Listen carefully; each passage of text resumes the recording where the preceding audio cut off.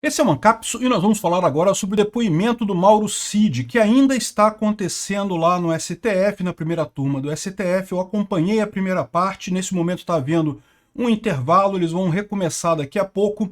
Já fizeram as perguntas o Alexandre de Moraes e o promotor, o Paulo Gonet. Agora será a parte da defesa fazendo as perguntas, né? Mas já dá para tirar umas conclusões muito impressionantes aqui. O tempo todo o Mauro Cid fala: ah, tinha um monte de gente que vinha me perguntar se ia ter golpe, como é que ia ser o golpe, o que o Bolsonaro ia fazer, quando é que ele ia fazer, não sei o que lá. E ele sempre falava para todo mundo: não vai ter nada. Não vai ter nada porque não encontraram fraude nas urnas. Olha que coisa. Vamos entender esse caso aqui, porque se você pegar as manchetes da mídia tradicional, aqui, ó, Mauro Cid diz que Bolsonaro recebeu, leu e pediu alterações da minuta do golpe. Não é minuta do golpe. Era um documento que eles estavam preparando caso fosse identificada fraude nas urnas. Aqui, ó. Cid confirma tentativa de golpe interrogatório no STF. Presenciei grande parte dos fatos e coisa e tal. Ou seja, eles falam, a imprensa trata a coisa como se não, Mauro Cid confirmou tudo. Não, ao contrário, cara, eu estou ouvindo todo o depoimento do Mauro Cid. Em momento algum ele fala isso. O que ele fala é que sim, ele confirmou que a versão que ele deu dos fatos está correta dentro da apresentação da PGR, né?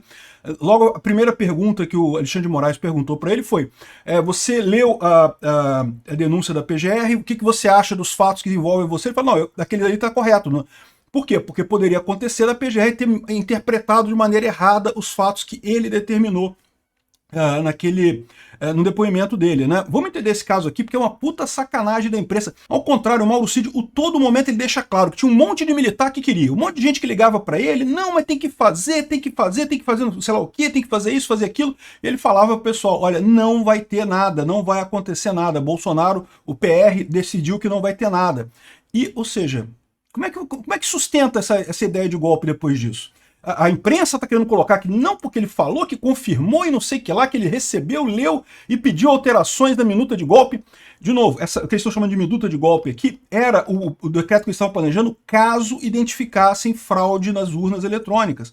O Bolsonaro estava esperando que fosse identificada, só que nunca encontraram. Vamos entender esse caso aqui. Essa notícia foi sugerida por Flavinho do Pneu, Vozes na Minha Cabeça e várias outras pessoas. Obrigado aí ao pessoal que sugeriu notícias lá no nosso site, no visãolibertaria.com. E obrigado a você que está assistindo o nosso vídeo. Se você gosta do nosso conteúdo, por favor, deixe o seu like e se inscreva aqui no canal, né? Pois bem, o depoimento do Mauro Cid aqui, eu estava vendo ao vivo aqui, já está durando mais de 3 horas o depoimento dele. Um depoimento aqui, 2 horas, no total aqui, 2 horas e 40 minutos. 3 horas de depoimento do Mauro Cid nesse momento. Daí o Alexandre de Moraes fez uma pausa agora e depois vai vir a parte da defesa, né? Então até aqui, quem fez perguntas para o Mauro Cid foi primeiro o Alexandre de Moraes, depois o Fux.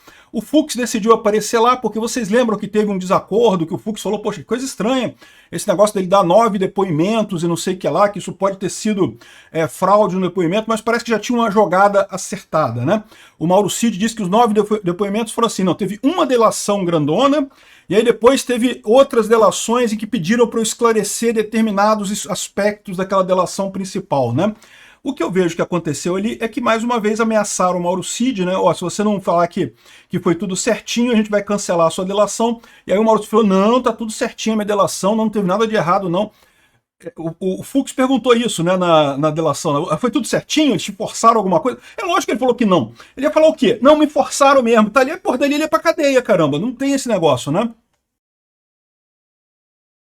Então, é evidente que ele está sendo coagido nessa história, mas o Fux também foi chamado, né? O Alexandre de Moraes chamou o Fux justamente para ele poder perguntar ao Mauro Cid, para ter certeza que não está havendo nenhuma forçação de barra. E aí o que ele perguntou, a principal coisa que ele perguntou, ele fez outras perguntas lá.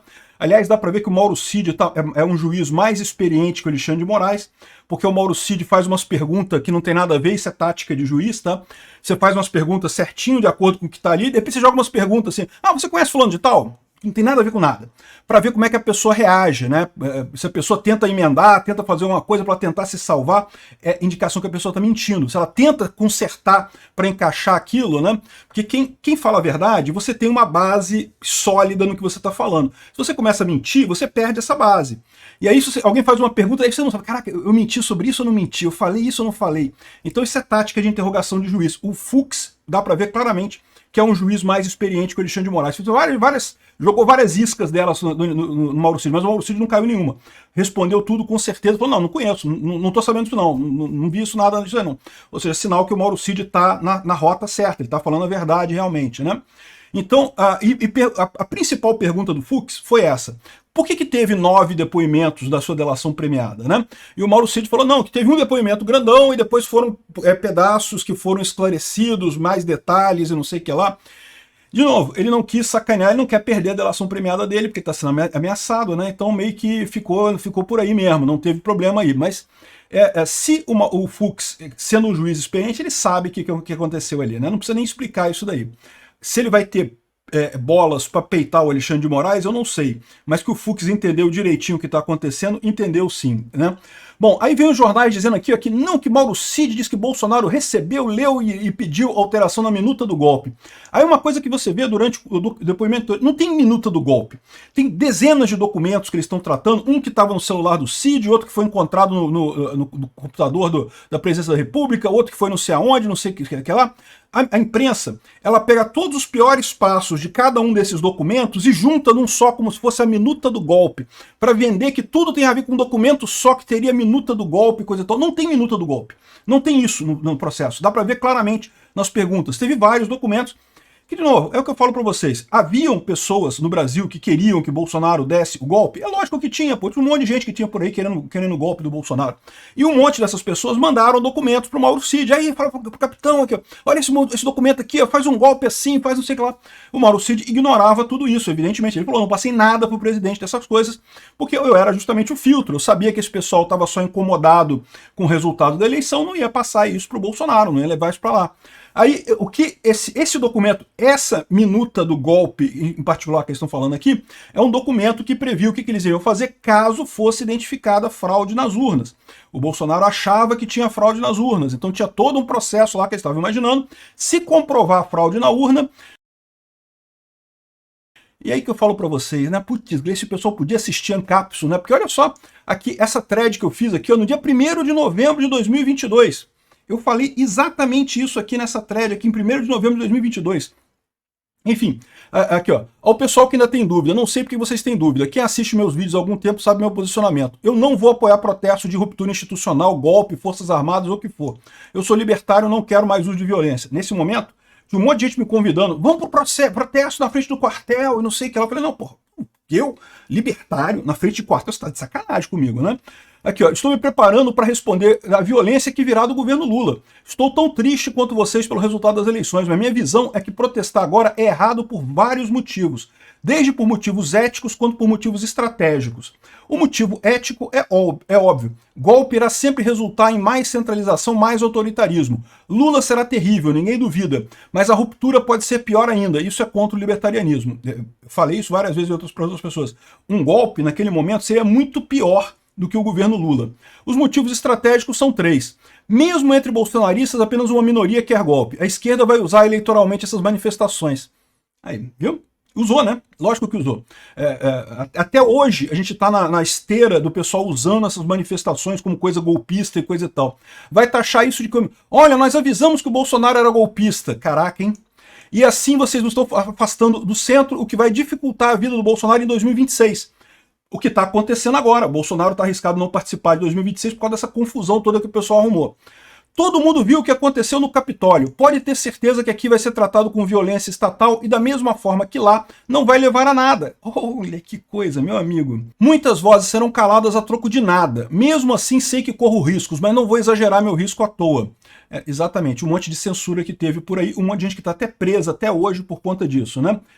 Não há possibilidade de comprovar fraude na eleição, é o que eu falo para vocês. Eu entendo disso melhor do que vocês. Eu trabalhei minha vida inteira com segurança de informação. Não tem como comprovar fraude em eleição. Se o Bolsonaro tivesse me perguntado, eu teria dito para ele, não adianta buscar fraude em eleição, não tem como. Mesmo que você queira, mesmo que você tenha muita vontade, não tem como.